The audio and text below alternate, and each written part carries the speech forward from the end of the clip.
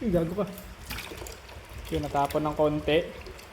What's up nga pala sa inyo mga koy? Tara, samahan niyo ako ang atin na 20 gallon. So ito na lang yung natitira sa mga alaga natin. Then napapabayaan na siya, kung makikita niyo, papakita ko sa inyo. Sobrang plain niya lang, tapos sobrang dumi na kasi masyado lang busy. Pero ngayon, i-makeover natin. Tara. Kita nyo dito mga koy, ganyan siya kadumi.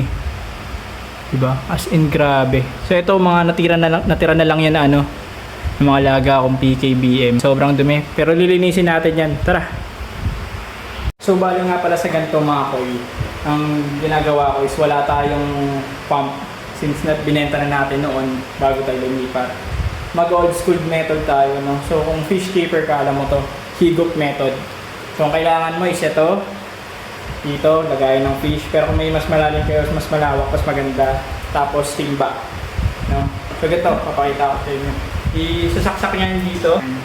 Then kailangan pagkahigop, ilagay nyo agad dito.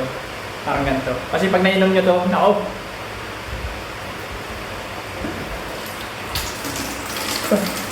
Yan, lumalabas. Nakikita na. Pwede nahigop na yung mga dumi-dumi.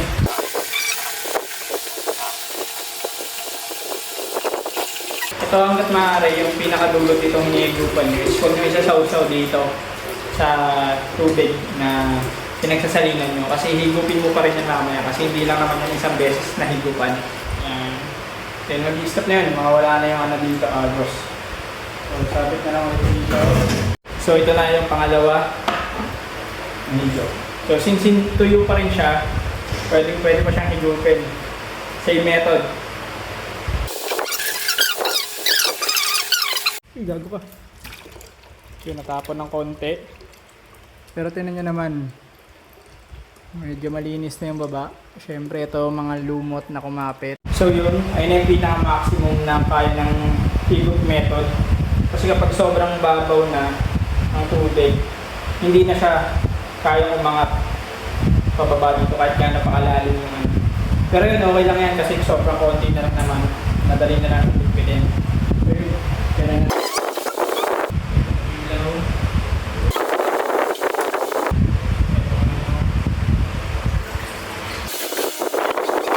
Natin yung mga isda.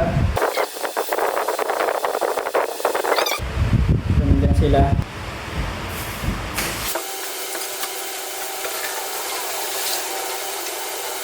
Ngayon, hugasan na ngayon natin.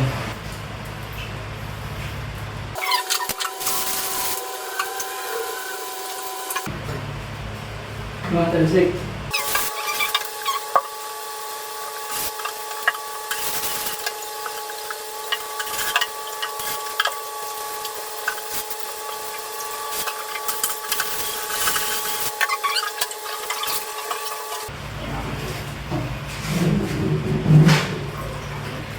Kukunin natin ngayon yung hugasan nating buhangin. Ito na nga pala yung ano natin, looking good na, di ba? Parang bagong bago. Yun, so ngayon, i-display na natin yung lava rack. So pag di-display naman ng lava rack, simple lang, no? So ipakalat lang natin siya. Huwag kayo mag-alala guys, treated na rin naman to. Kaso nga lang, syempre, since buhangin, kailangan pa rin talaga ano magandaanin.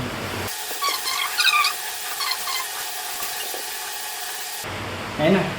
So ngayon, since okay na yan, nalapat na natin yung red sand, maglalagay na tayo ngayon ng tubig. Siyempre dahil nakanawasa tayo, ang kailangan natin is siyempre walang iba kundi ang water conditioner na AquaGuard, no? So yun yung gamit natin, meron yung direction dito na 1 bottle cup for every 10 gallons of aquarium. Since 20 gallon to, so 2 cup lang. No, since nakanawasa tayo, goods na yan. Ang tips naman dito mga koy, para hindi kumalat yung alikabok dun sa tubig is ganito. Talatag nyo lang dito muna yung buhangin. Tapos tsaka ngayon tayo maglalagay ng tubig. Ano ba ano?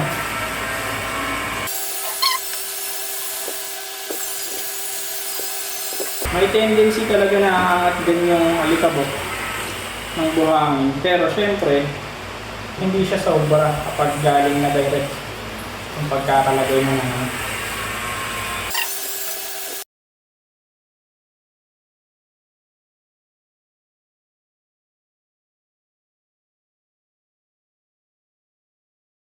Bali, medyo nagkamali nga pala tayo dito mga koy, no? Nasa kalahati na yung tubig, tsaka natin na-realize na bumili nga pala tayo ng ilalagay na background. Utik na yan. Wala na, may tubig na tsaka laman na. Kaya mo na, imamano-mano ko na lang yung paglagay dyan mamaya.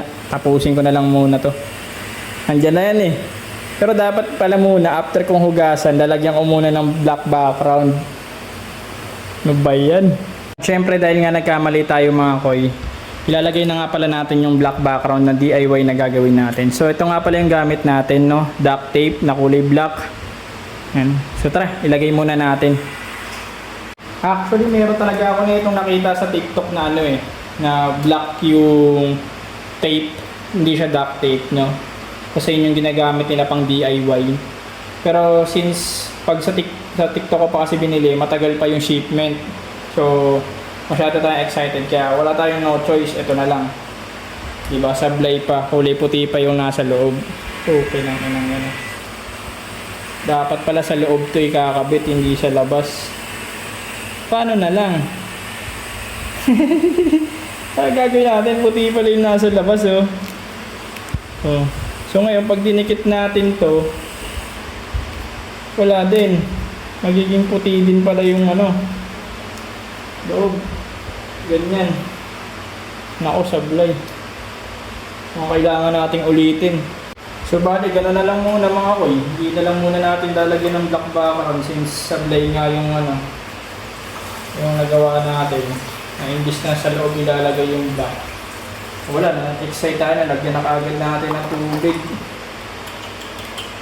Pero next time, yan ang pag sinipag-sipag tayo. Next rest day. Ano, bibirahin ko yan.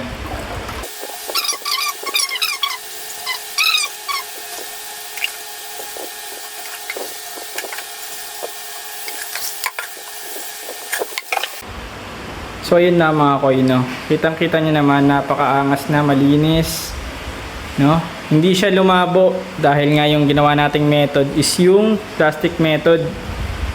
Yan. So ang gagawin naman natin ngayon is tinatry na ilagay yung mga isda natin. So ganito ang ginagawa ng mga nagpi-fish keeping. So itong tinatawag is acclimation, no? So acclimate nyo sila dyan ng for at least 15 to 30 minutes. Then ang mali naman ng iba ng mga newbie, lalong-lalo na newbie, papakita ko sa inyo, is after mag-acclimate is ibubuhos din pati yung laman nito. Ito is halimbawa nag-water change kayo, is pinanggalingan na yan ng lumang tubig. So ibig sabihin kung may bacteria man yung luma nyo aquarium, masasalin lang din dito sa bago. So dapat after nyo i-acclimate, i-release nyo siya mano-mano. Ganon. Hindi yung ibubuhos nyo lang na acclimate. Okay? So yun, acclimate natin siya. Then gagawin na natin yung background. Okay? So ito, the moment of truth. Ilagyan natin ang DIY na dito sa blade pa ngayon. Ngayon, sasaksak na natin siya. Yung mga na-aerator. Boom! Yan na siya ngayon. Di ba? Sabi ko, away. So ito, gumawa tayo ng DIY na black background. No? Nagawa natin siya ng paraan. So yun, tingnan nyo naman. Diba? Sheesh. Okay na. So yun, ganyan lang. Diba, napakaangas, oh.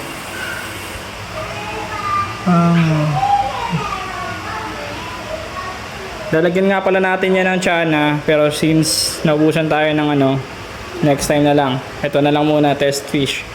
No? So yun, hanggang sa muli, paalam.